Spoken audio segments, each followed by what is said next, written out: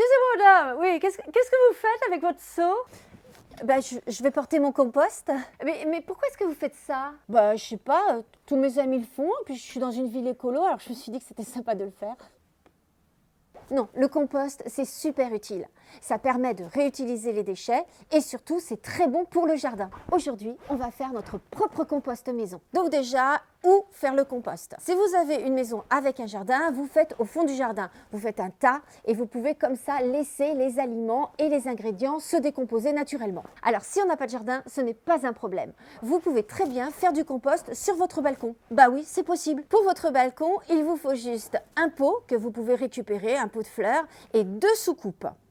En fait, votre pot de fleurs, vous allez le trouer. Vous mettrez une soucoupe en dessous, ce qui vous permettra de récupérer le thé de compost. C'est un liquide noir très utile au jardin. Et vous avez l'autre soucoupe que vous mettrez au-dessus pour protéger tout ce que vous mettrez à l'intérieur de votre compost. Et en plus, ça empêchera les odeurs. Autre alternative, vous pouvez récupérer par exemple une poubelle vide.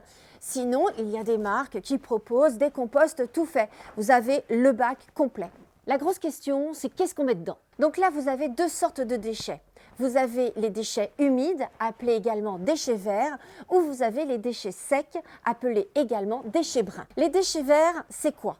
Ce sont tous vos épluchures de légumes, les tontes de votre pelouse par exemple, des feuilles vertes. Ils sont verts, ils sont encore humides, ce sont les déchets verts. Les déchets secs, les déchets bruns, ce sera des choses un peu plus sèches. Vous pourrez y mettre par exemple du carton, du papier journal, des feuilles mortes par exemple. Attention, votre compost, c'est pas une poubelle, on ne peut pas tout mettre dedans. Par exemple, on ne peut pas mettre de l'ail, de l'oignon ou de l'échalote. Pourquoi? Parce que ça va donner une sale odeur à votre compost. Pareil, on évite de mettre le gras de jambon ou les carcasses de poisson par exemple. Ça, on évite. Sinon, il faut éviter également les agrumes. Vous pouvez en mettre un peu, des épluchures d'orange, de citron, mais pas trop, parce que ça apporte trop d'acidité à votre compost. Et qu'est-ce qui va faire beaucoup de bien à votre compost? Eh bien, vous avez le marc de café et les coquilles d'œufs. On le sait, c'est très utile au jardin. Ça apporte du potassium, plein de nutriments. Donc, n'hésitez pas à en mettre pas mal dans votre compost. Comment va-t-on composer notre compost? Il faut procéder par couches. Il faut 2 tiers de matière humide et 1 tiers de matière sèche. En fait, vous alternez. Vous mettez humide, sec, humide, sec. Et entre ces couches, ce que vous pouvez faire, c'est mettre du carton ou du papier journal humide. Ça va maintenir comme ça le taux d'humidité dans votre compost. Et ensuite, il suffit d'attendre entre 6 et 18 mois. Et là, ça va se décomposer naturellement. Et si vous voulez accélérer les choses, moi j'ai la solution. Il s'appelle Bobby. Bobby, c'est mon ver de terre préféré.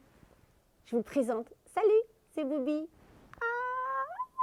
Le ver de terre, c'est super utile parce que ça permet d'aérer le compost.